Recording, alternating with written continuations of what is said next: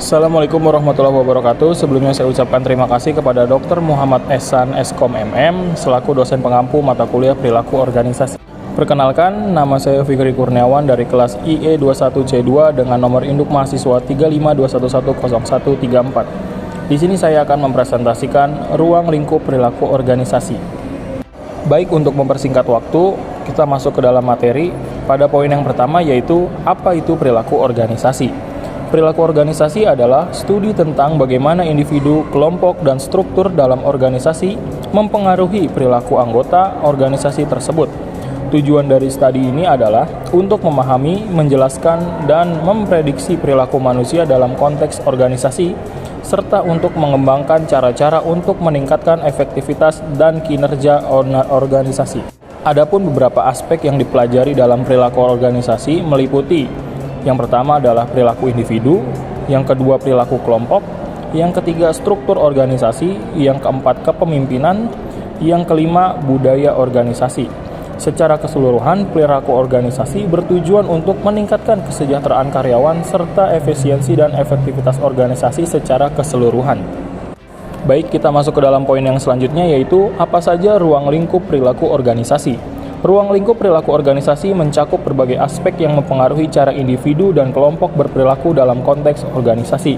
Secara umum, ruang lingkupnya dapat dibagi menjadi beberapa kategori utama, yaitu perilaku individu dalam organisasi, kemudian perilaku kelompok, kemudian perilaku kepemimpinan dan pengaruh, selanjutnya budaya organisasi, kemudian struktur dan desain organisasi, dan yang terakhir perubahan organisasi.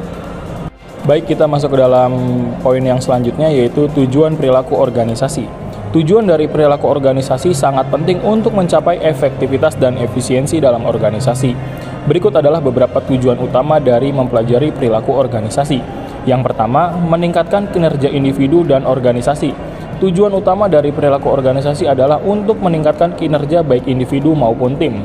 Yang kedua, mengoptimalkan proses pergantian atau pengambilan keputusan. Perilaku organisasi membantu dalam memahami bagaimana individu dan kelompok membuat keputusan. Yang ketiga, menciptakan lingkungan kerja yang sehat. Salah satu tujuan perilaku organisasi adalah menciptakan lingkungan kerja yang sehat, aman, dan produktif. Selanjutnya, meningkatkan kepemimpinan yang efektif. Dan yang terakhir, menanggapi perubahan organisasi, yang dimana perilaku organisasi juga bertujuan untuk membantu organisasi mengelola perubahan. Baik, untuk poin yang selanjutnya, yaitu manfaat perilaku organisasi.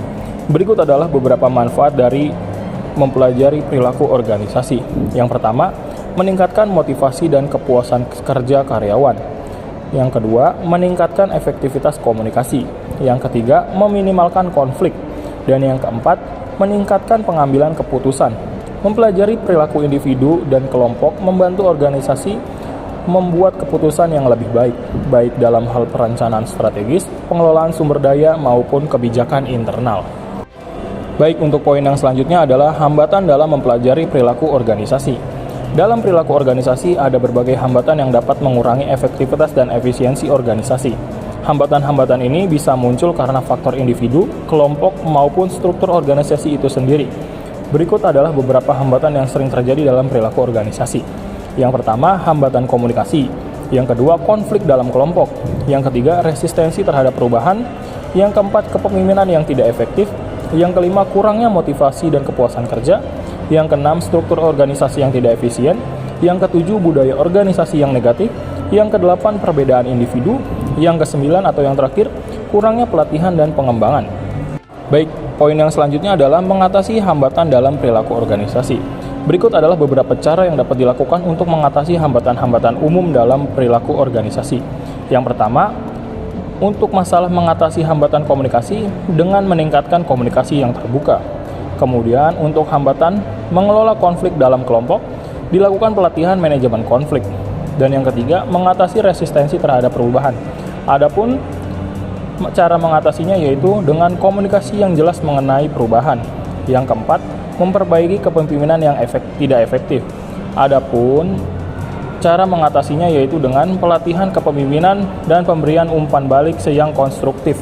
Yang kelima, meningkatkan motivasi dan kepuasan kerja. Cara mengatasinya yaitu penyediaan insentif yang sesuai dan fokus pada pengembangan karir. Yang keenam, memperbaiki struktur organisasi yang tidak efisien dengan cara reorganisasi struktur organisasi. Yang ketujuh, mengatasi budaya organisasi yang negatif dengan cara membangun budaya yang positif dan inklusif. Yang kedelapan, mengelola perbedaan individu, yang dimana dengan cara menyediakan pelatihan pengelolaan keragaman.